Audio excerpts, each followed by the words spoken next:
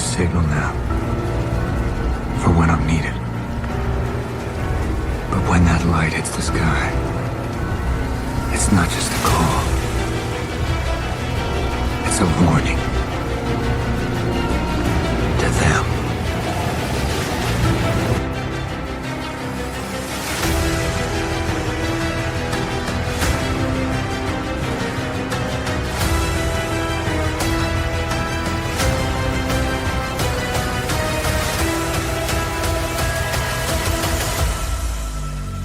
Yes, sir. Welcome to Beyond the Bat Signal. I'm your host, Dominic, and join me as we dive into the depths of Batman's lore, dissecting the Rogues Gallery, and uncovering the stories of our iconic vigilante known as the Dark Knight. Let me tell you, wow, what a month it's been. When it comes to Batman, the Crusader, I am going episode by episode pretty slowly. I didn't binge this as much as I wanted to.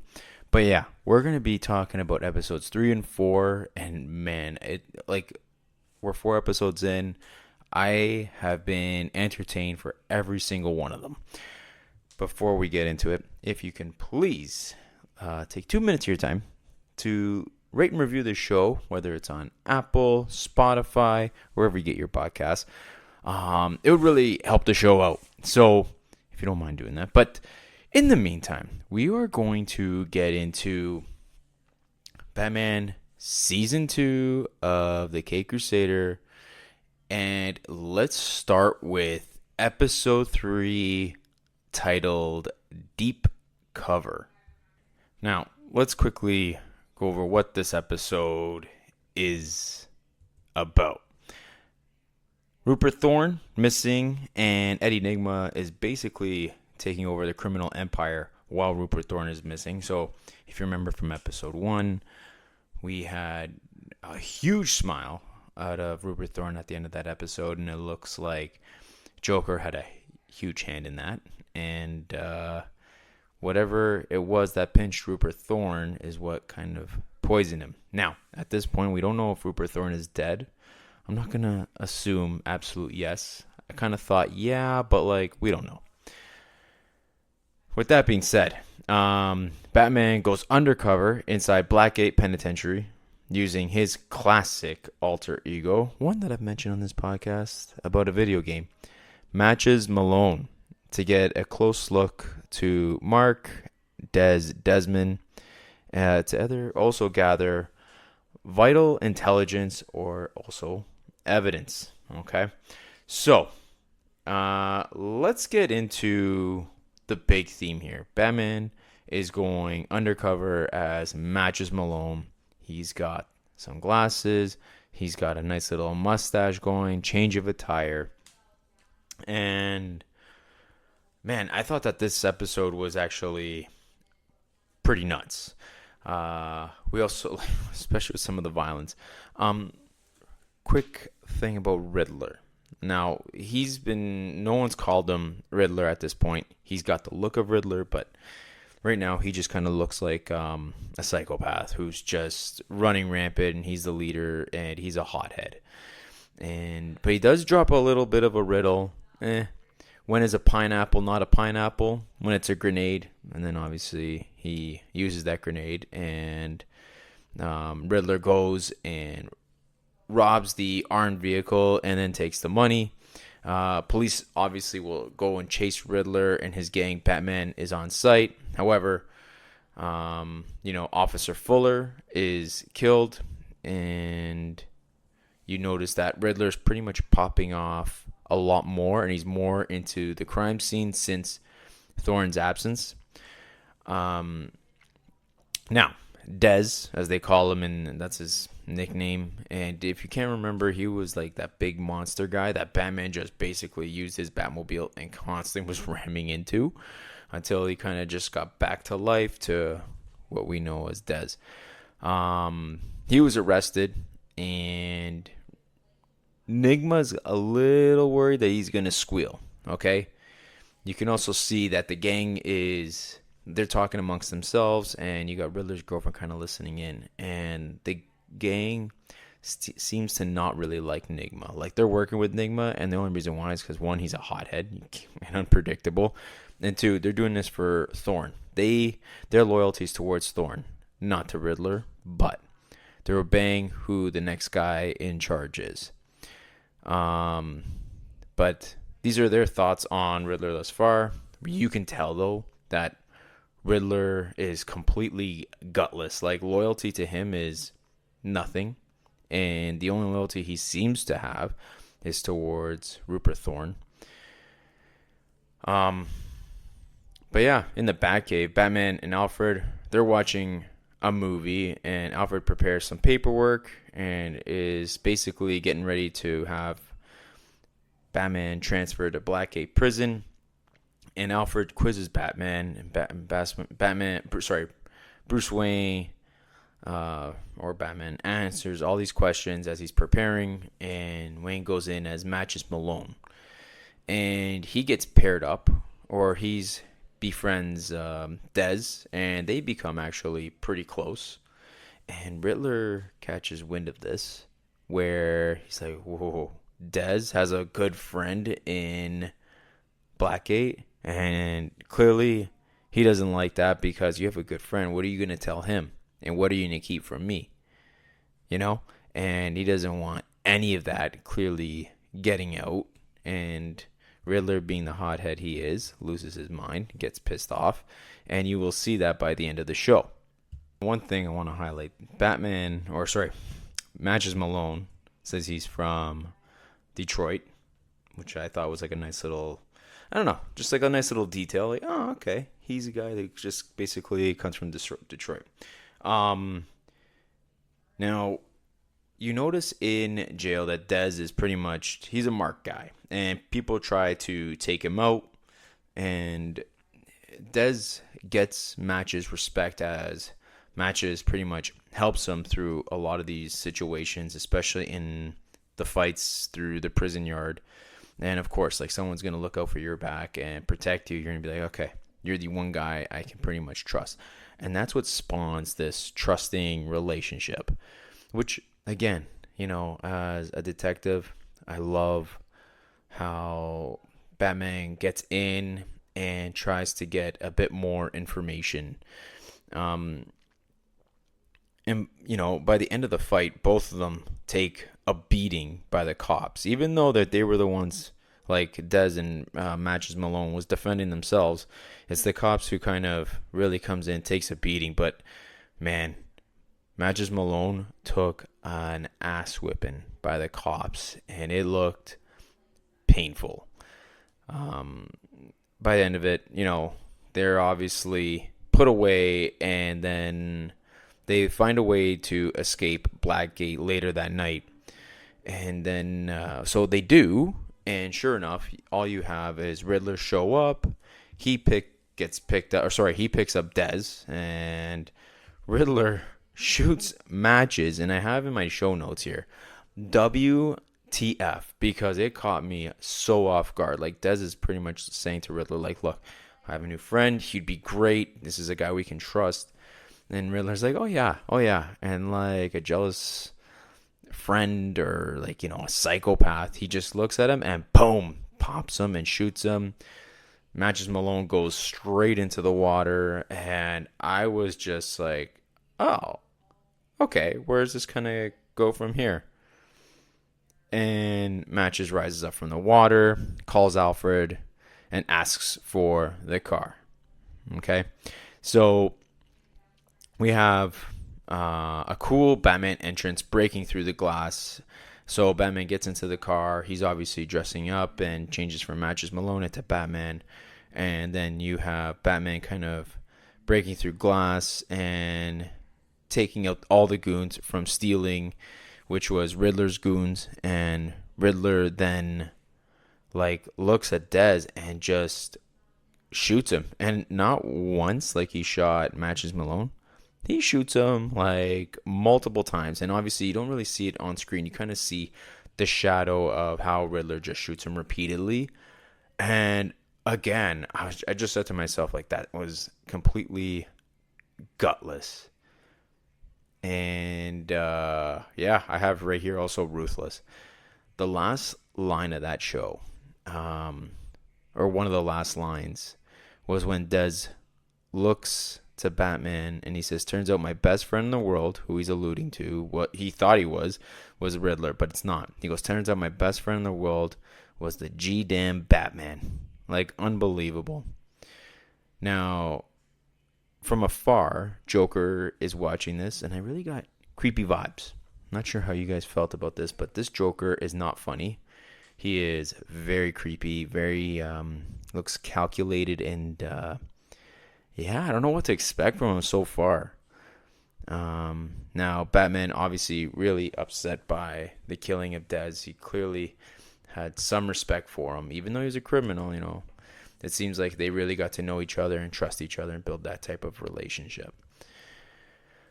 But yeah, there was quite a few plots within that episode. I mean, the undercover in Blackgate, which I absolutely was a fan of. Batman assumes that persona of the Detroit hoodlum of Matches Malone, and befriends Mark Desmond, aka Tez.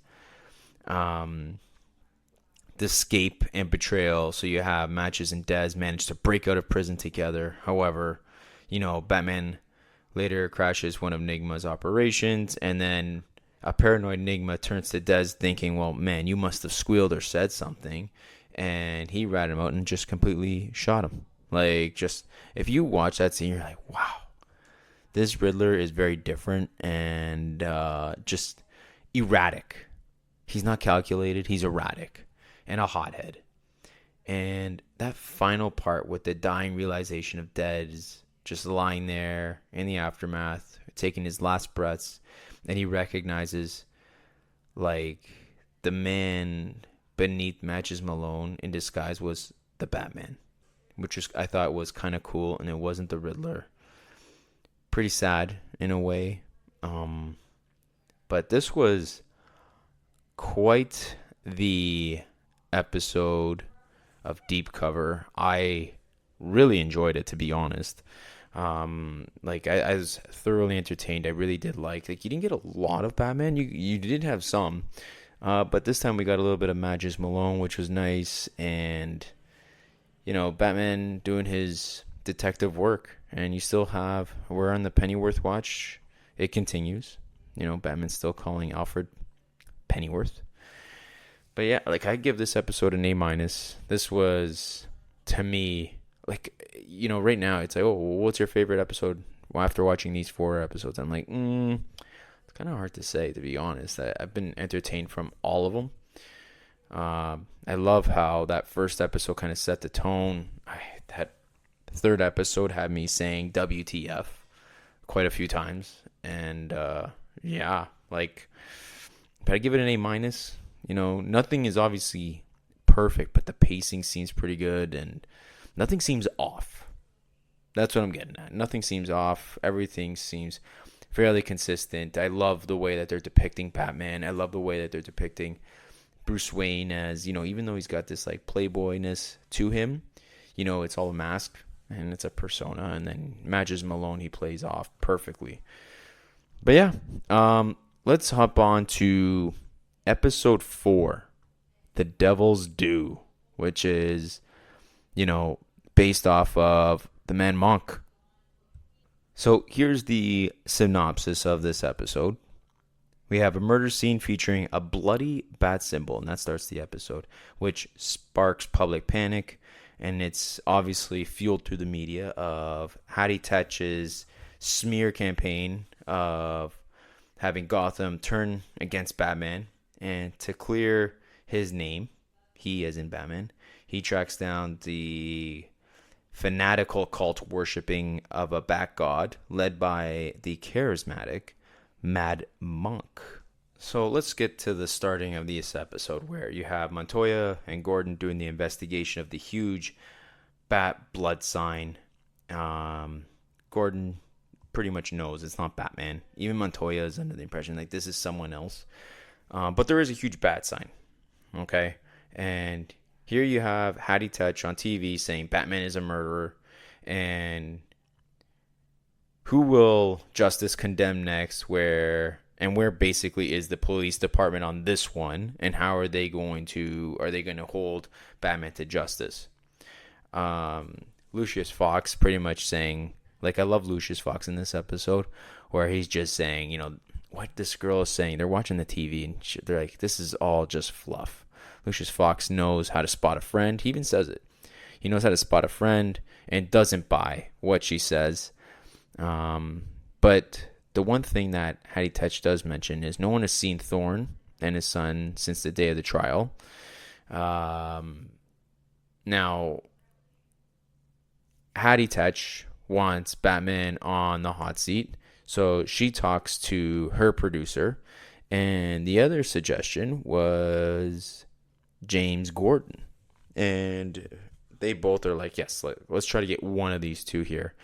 Then there was a scene where there's these three guys who look like Batman, and they're dressed like Batman. Clearly, it's in the shadows, but they're like Mad Monk's worshippers. And afterwards, you see Mad Monk meet with his worshippers in this church, and he calls them my children. So just to get a visual, since you're listening on audio, Mad Monk has his ear. It's kind of like the Batman ears. However, he's dressed in red, okay? And more like of a devilish, evil kind of worshiper, it seems like. And he calls his followers his children. And they all hail Barbados, which right away I was like, okay, this is very culty. The producer ends up meeting on the side, in another scene. Producer meets with James Gordon, and Gordon agrees to be on the show. And he's just saying, like, you know what? I don't want them to go after GCPD. So yeah, I'm going to show up on the show and protect my department and protect the police department. Now, while Batman is out on his nightly trail, he spots a look-alike, and obviously it's a trick. And there was like those cultists or those followers. There's a bunch of them that look like Batman, and they go after him, and they give him a good little beating with their knives, and they stab him. They cut him multiple times, and then just like ninjas, they vanish. And right away, I want to say ninja vanish. If you've ever watched the Ninja Turtles movies, back in the day from the 90s. Anyway, so Batman gets stabbed multiple times. Like, whew, like, he can keep up, but then there's like that smoke, and they're obviously hiding, but they know exactly where Batman is, and he's doing a good job keeping up. But at a certain point, after he's getting stabbed so many times, he's going down to his knees. They vanish, and Batman pretty much knows, like, these guys are lookalikes and they're part of a cult. So then Batman goes to visit a guy named Midnight, and in case you kind of forget, Midnight, he's from Crusader season 1, and Batman kind of tells him about this guy, and he knows about Barbados, and he tells him Barbados is the demon Bathos, and followers sacrifice sufficient treasure, and then he rewards his followers. So they're like, well, okay, so Batman is the treasure, and then what's supposed to happen is that these followers are rewarded. Batman asks him, like, how do I stop him? And Midnight just goes, you can't. Mad Monk is like the devil, and Mad Monk also, like, this guy's nuts, and this is in a separate scene where Mad Monk kills one of his followers. And in another scene, then you see, like, the producer wants to was part of taking Gordon, and she takes him. And not only that, she's also part of this cult and worships Barbados, and on top of all that, takes on Hattie Tetch, and she takes her down, and here's these two sacrifices as they're taken by the cultists. It's a great way, I thought, to draw Batman in, and it was a nice little twist, especially for Hattie Tetch, where for once I kind of sympathized, and you feel bad, but you know that she's going to twist this in some way. Anyway, It was a great way to draw in Batman. Um, the Pennyworth watch is still, it's still occurring. Alfred is still called Pennyworth. And then you have another cool Batman entrance, and it gave me 1989 Batman vibes, where he just comes right through the glass and with his bat wings just flaring out, and I like to say hot entrance. And he takes out all of his Batman takes out all the cultists, and finally Batman goes down a tunnel trying to find Mad Monk, and Mad Monk finds a gun and has it right to his Batman's head. Batman finds a way to get out, punches Mad Monk, and basically just knocks him out. But then the producer walks towards Mad Monk and kills him. I'm just like, wow, okay. And then you have Hattie Tetch. Pretty much like all these guys are just arrested, including the producer, and she's arrested as well. Fast forward, you have Hattie Tetch back on TV, and who's beside her? Jim Gordon. She thanks him, and she says it was Batman that inspired the Mad Monk. So in one way you have her praising James Gordon, and in the other way you also have her bashing the Batman, which at the end of the day I'm sure Batman doesn't mind. Joker again in another little scene creeps on, so you have like these little tidbits. It's like these episodes that have its own personality, but then to carry it through with each episode you have little breadcrumbs of here's Joker again looking on from afar, very creepy, and that is the end of the episode. So this plot, I thought this was one of the better. It's so hard.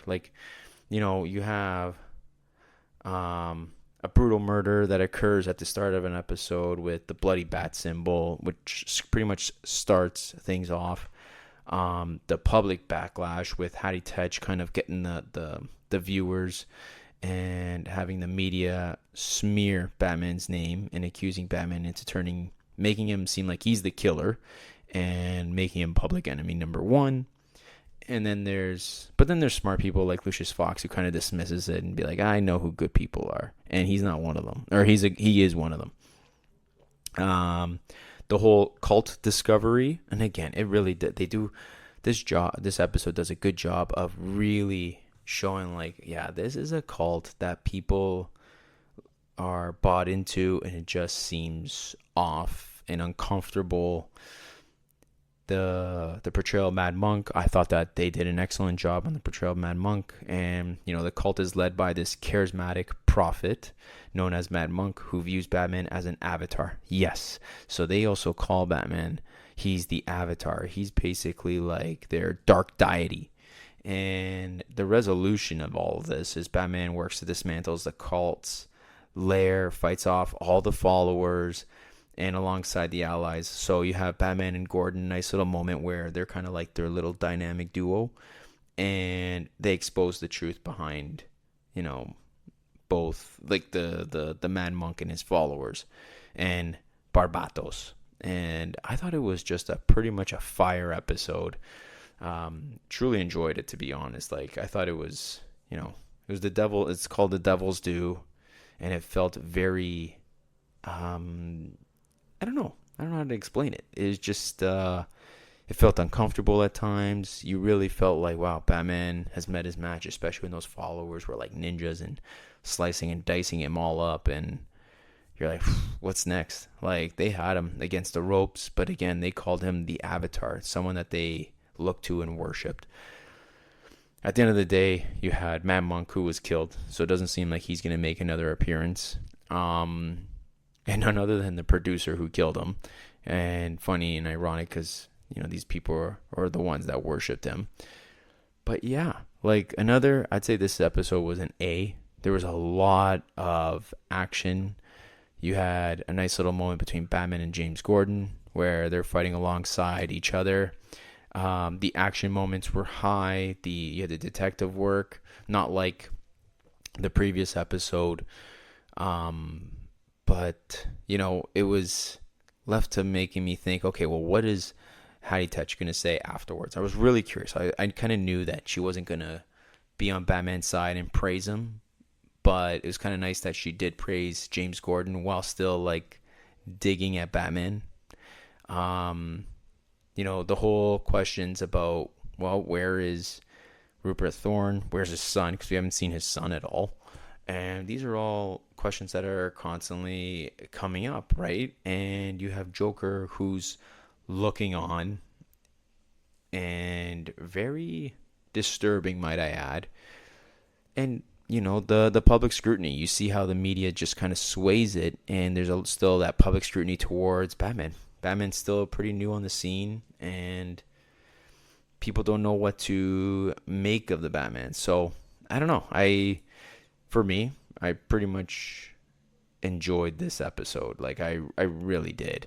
And I thought that there was a lot of key moments where I just thought that, like, that whole Mad Monk, like, it was nice to have him in an animated episode.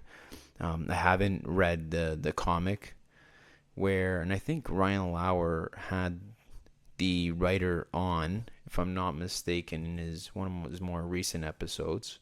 Let me check. Give me 1 second. That's right, Mad Monk. Matt Wagner wrote the Mad Monk. And actually on that episode, he kind of revealed that, DC sent Matt Wagner an updated comic to Matt Wagner.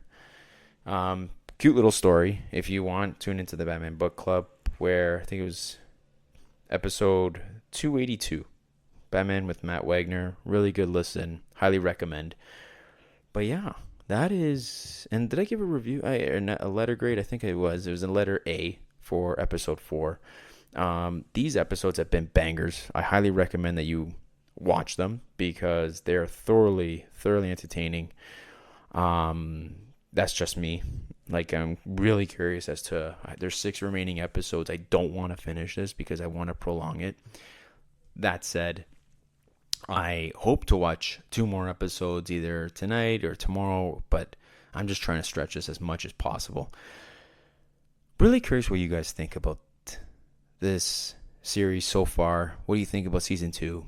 I'm only 4 episodes in. I really like how they're sprinkling Joker to be this, they're really nailing how to portray a different type of Joker where he feels uncomfortable and creepy. I'm really curious how this all comes to an end. And let's see, right? Like, they're leaving us breadcrumbs, and he's using, obviously, that serum to inject into other people. So let's see where this all goes. But with that being said, I am nearing the end of this episode. I just want to thank every single one of you guys for tuning in, listening. I'm going to continue the coverage for Batman Season 2 of the Caped Crusader, and that's going to be coming in the coming weeks. We had a guest come on, and that should be airing in a week or 2. So tune into that, and we had an interesting topic talk about, which I will be sharing on my socials. So where can you find me? Speaking of socials, Instagram at Beyond the Bat Signal, Twitter at Beyond Bat Signal, and if you want to shoot me an email at beyondthebatsignal@gmail.com, where you have any comments, questions, or even suggestions, fire them my way. Don't forget to rate and review the show. Really appreciate you guys tuning in. It's been a doozy to cover this all for you. I'm having a blast. Hope you are too. This is Beyond the Bat Signal, and we are signing off.